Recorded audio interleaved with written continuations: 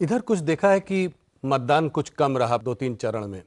ये भी देखा गया थोड़ा, अभी अगर आप देखें तो पिछले कुछ दिनों से स्टॉक मार्केट में भी थोड़ा उतार है, FII सेलिंग आ रही है, कुछ ऐसी खुशफुसाहट चल रही है कि शायद जो नंबर आप लोग सोच रहे थे उस नंबर के आसपास आप लोग ना पहुंच पाए।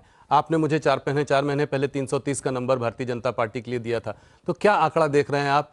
क्या इसमें कुछ भी सत्य है कि मतदान कम होने की वजह से ओवर कॉन्फिडेंस बीजेपी में आ गया है, घर से जो है वर्कर और कार्यकर्ता आपके बाहर नहीं आ रहे हैं? इस नैरेटिव को आप कैसे देख रहे हैं? सबसे पहले तो मैं स्पष्ट कर दूं कि 330 का जो मैंने आंकड़ा आपको दिया था वो था before our alliances with JDU, before our alliance with Chandrababu Naidu's TDP and before any alliance in Tamil Nadu जी। तो ये है मेरे ख्याल से सितंबर अक्टूबर की बात होगी। जी, बहुत 4-5 महीने पुरानी बात। उसके बाद ये सब डेवलपमेंट्स के बाद ये आंकड़ा बढ़ते ही गया है जी।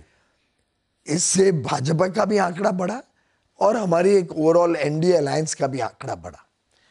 इसके साथ साथ परिस्थितियों में भी फर्क पड़ा। उदाहरण के लिए पश्चिम बंगाल और उड़ीसा और तेलंगाना, ये 3 ऐसे स्टेट्स हैं जहां बड़े स्पष्ट रूप से भाजपा की जो परफॉर्मेंस हम पहले आकलन लेते थे उससे कई अधिक लोगों में प्रतिसाय और प्यार और आशीर्वाद मिल रहे।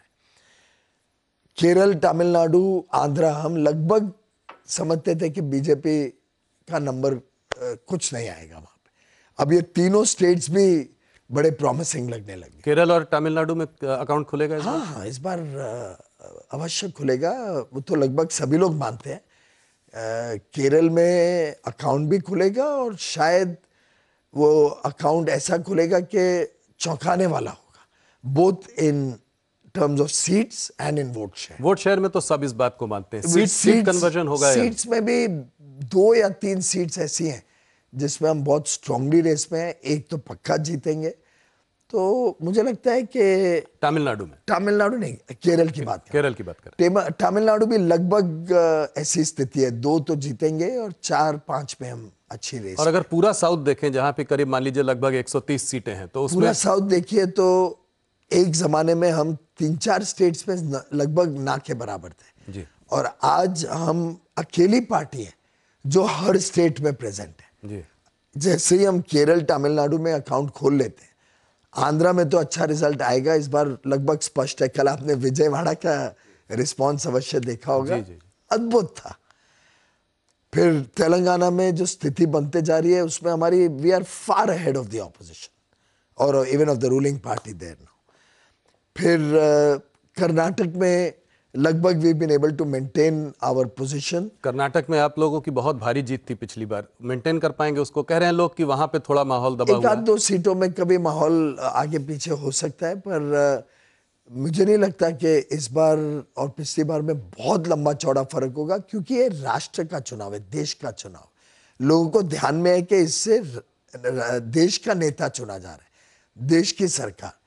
और इतना तो सब मानते हैं कि वो जो पुराने काली घटा वाले दिन थे, यूपीए के भ्रष्टाचार से लेप्त प्रधानमंत्री जो करते हैं उसको एक युवराज उठा के प्रेस कॉन्फ्रेंस में ध्वस्त कर देते हैं, रोज हर हफ्ते महीने एक नया भ्रष्टाचार का कांड बाहर खुलता है।